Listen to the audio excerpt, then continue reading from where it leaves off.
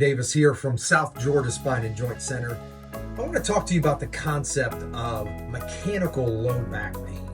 So you've probably heard that term before. When people come in to medically integrated practice such as South Georgia Spine and Joint Center, they're wondering, what's wrong with their back per se, if it's a back problem. So, everyone's heard the terms, herniated discs, bulging disc, arthritis, spinal stenosis, those types of things.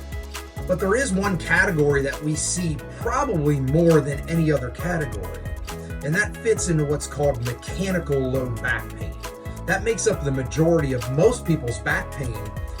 And what's interesting about it is, definitive things such as, herniated disc or chronic arthritis, there's very definitive treatments that we know has worked in the research and we know work for certain people. So with mechanical back pain, it can be a lot tougher just depending on the cause of the mechanical back pain. So sit back, we're going to dive into this and get an idea of what's mechanical low back pain and how can we use medical integration to get rid of your pain. So what is mechanical low back pain? Okay, basically mechanical low back pain, the reason why it's so common, it's everything that's not definitively a diagnosis. Let's put it that way. So someone comes in, they got a herniated disc, it's on an MRI, you can see it, boom, it's a herniated disc. Someone's got chronic arthritis, spurring, degenerative disc disease, spinal stenosis, MRI, boom, that's what it is. The reason why mechanical low back pain is so prevalent is because it's everything that's giving someone back pain and they don't really understand why they're getting back pain. So it can be things like repetitive movements at their job. You're working on a farm or working in construction or picking up your grandkids and picking up your kids, doing whatever you do, playing sports, exercising. All that stuff puts stress on the low back, depending on what you're doing. So it can be anything from muscular tension that people get right up their back a lot. They can't seem to get rid of those spasms.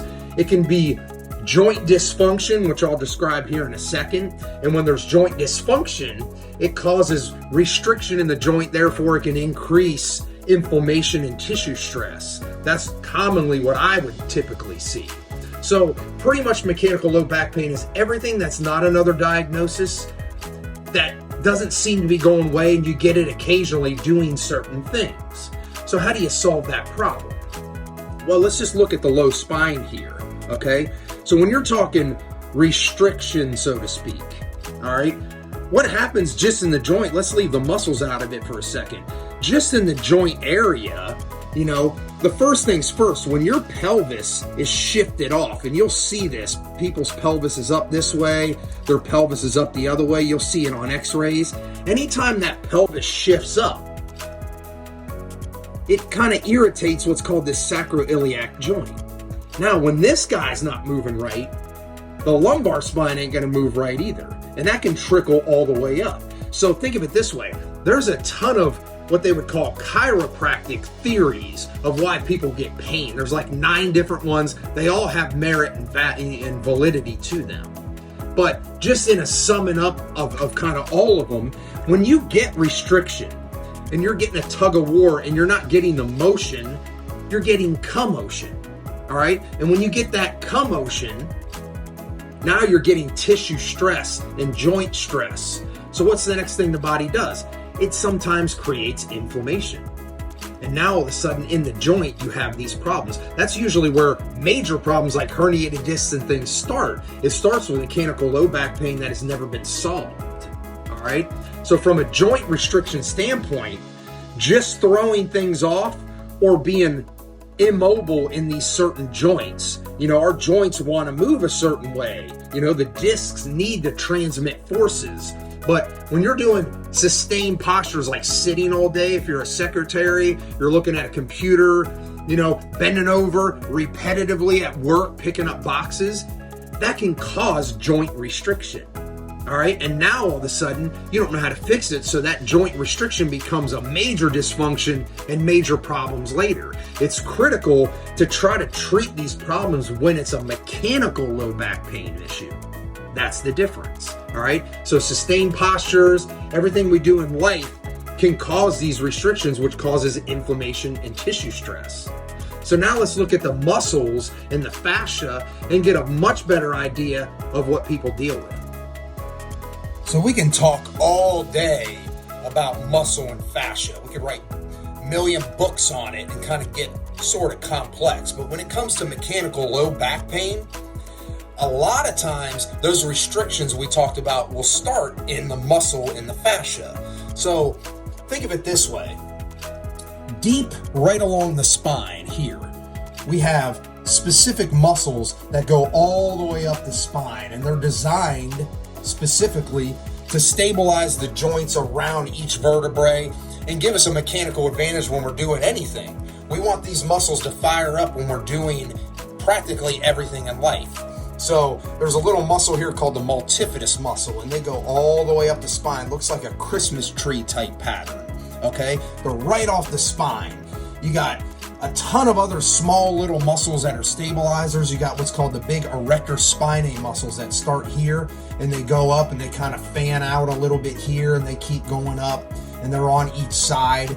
And then some of the deep core muscles, the transversus abdominis, kind of wraps around this whole guy and creates a good cushion and stability for the core and for the low back and the pelvis.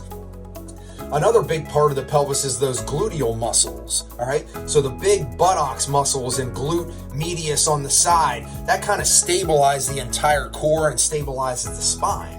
So think of it this way. When you're doing repetitive motions over and over again, like bending over, picking up your kids, living your lives pretty much, these muscles can get extremely tense and sort of spasm.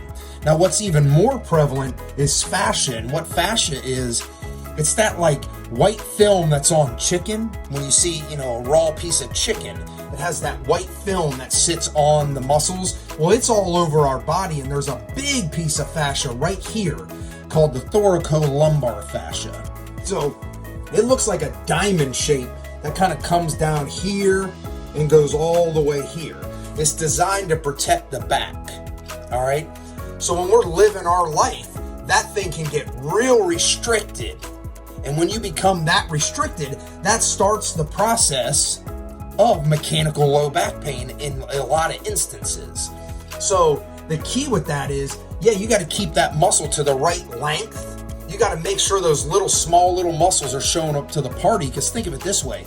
Most back pain is your back is showing up to the bar fight, but your friends aren't there to help you. So these friends would be the glute muscles, gluteus medius, multifidus, transversus abdominis. All these things have to come in play for us to not start the process of mechanical low back pain.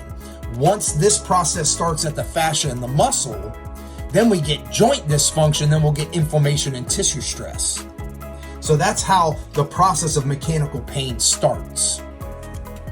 So another way that can start the mechanical low back pain process is one that most people are unfamiliar about. And I've been studying this stuff for about 20 years when it comes to fascia and kinetic chain. And what that means is a lot of low back problems start from other parts of the body not moving effectively. So big one with the low back is the low back is here, and it's everything above or below the back that could be starting the process. So what I mean by that is someone whose chest is kind of kyphotic forward like this. Once you lose your ability to move that mid-chest and thoracic spine, the low back has to take a hit and it has to do more motion. And the best example is flying a kite.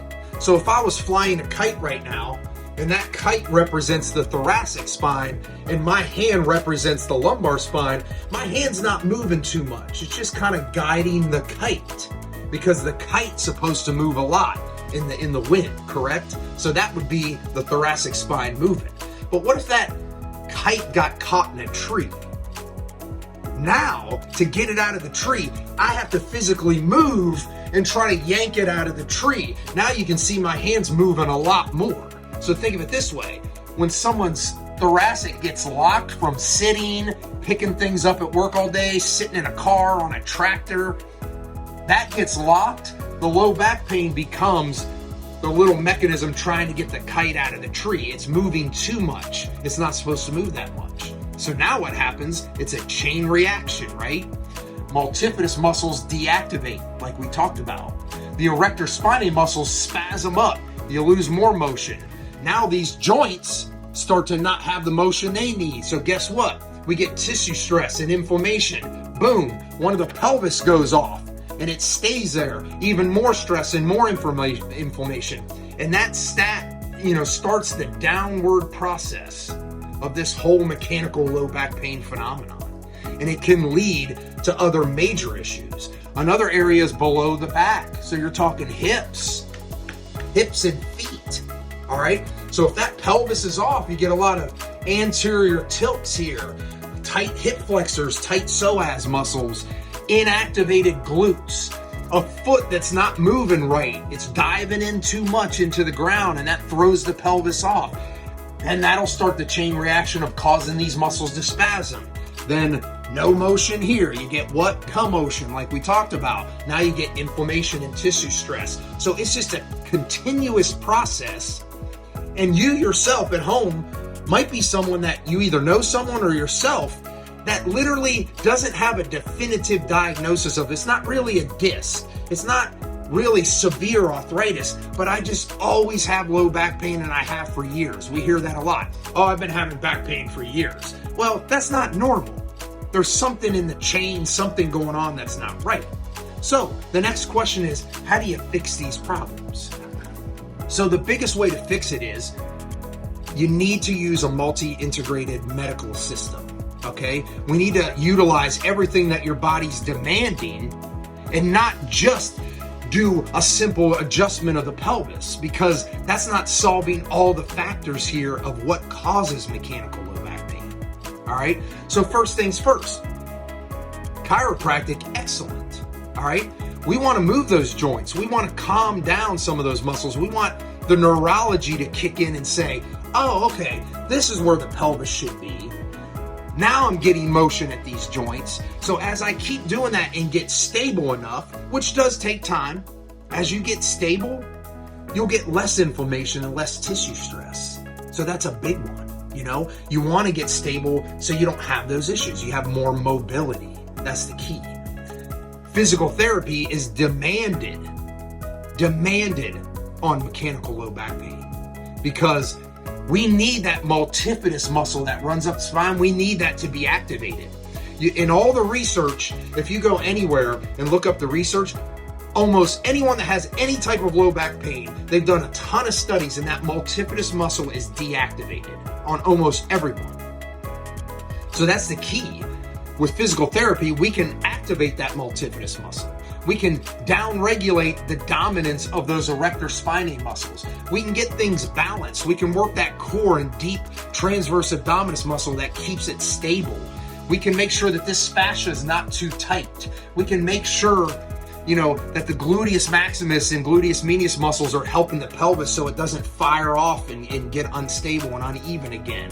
So doing adjustments is great, but when you put that entire process of getting those muscles and those tendons and things to do what they want to do with the stabilization of the chiropractic adjustments, that's once again, as we've mentioned in other segments, being functionally resilient to be able to live your life outside with whatever you're doing.